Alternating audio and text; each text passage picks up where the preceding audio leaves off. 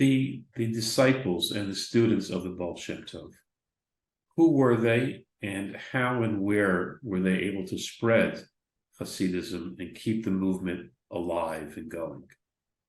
Right. So this is another fascinating feature about the Baal Shem Tov. Many historians like to portray the Baal Shem Tov as a people's person, a simpleton. Some would even say he didn't really know how to learn much. He wasn't very literate, but he understood the people. And he taught people that they can talk to God even when they milk their cows, and even when they harvest their barley, and even the tailors or the water carriers, as they're schlepping the water from the river to the homes, they could still call out to God and say, God, I love you. Don't you love me?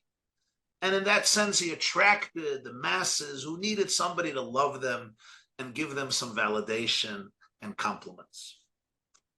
That is such a superficial view of the Baal Shem Tov, and the very simple historical facts refute it, because around the Baal Shem Tov, you had 60 of some of the greatest rabbinic sages of the time. People who were not only brilliant in scholarship and belonged to the elite scholarship of the Jewish world in Eastern Europe, but many of them were rabbinic leaders in their communities. They were the head of Batei Din, which means they were great Talmudists. They dealt with the intricate laws of Jewish law. Why were they attracted to the Baal Shem Tov? Because he said, milk your cows and smile while you milk your cows. A few names. Take the Maggid of Mizrich, Rabbi Doivber, who would become his spiritual successor. He was known as one of the great rabbinic minds of the time.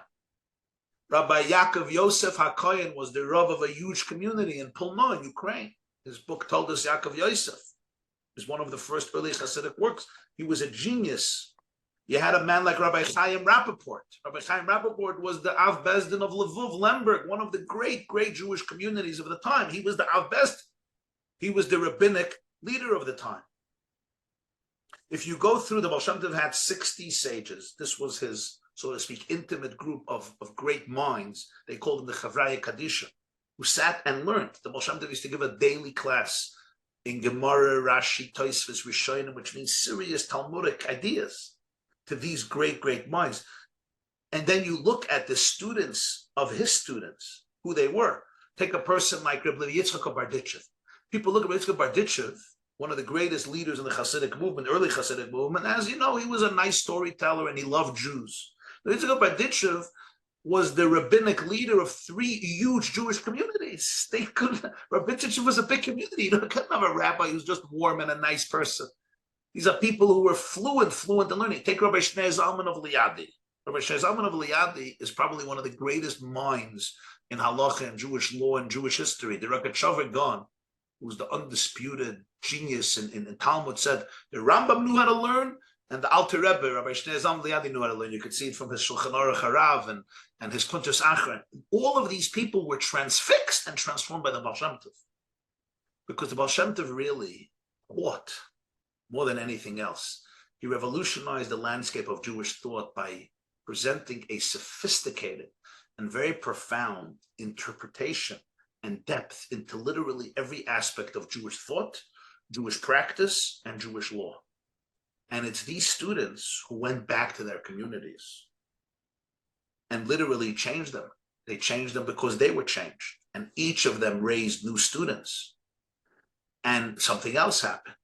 The Baal Shem Tov's teachings were such that suddenly there was a new sense of unity among the Jewish people. Because the Baal Shem Tov emphasized very much the quintessential divine energy at the core of humanity. And in that divine energy, it's not the intellectual who is closer to truth than the person who has a big heart. Sometimes it's the other way around. That elevation of the intimacy in Jewish life, the attachment in Jewish life, it gave the Jewish people a sense of attachment with themselves, with each other, and with God. It gave all the Jewish people a new sense of dignity, not because he treated the simpletons with more dignity than the scholars, but he rather showed the scholars and the simpletons that there is a place of love and connection where we're all equal. So this message really spoke to so many, and all of them were attracted to the Baal Shem Tov, to his teachings, to his perspective, and it transformed the whole consciousness of much of the Jewish world.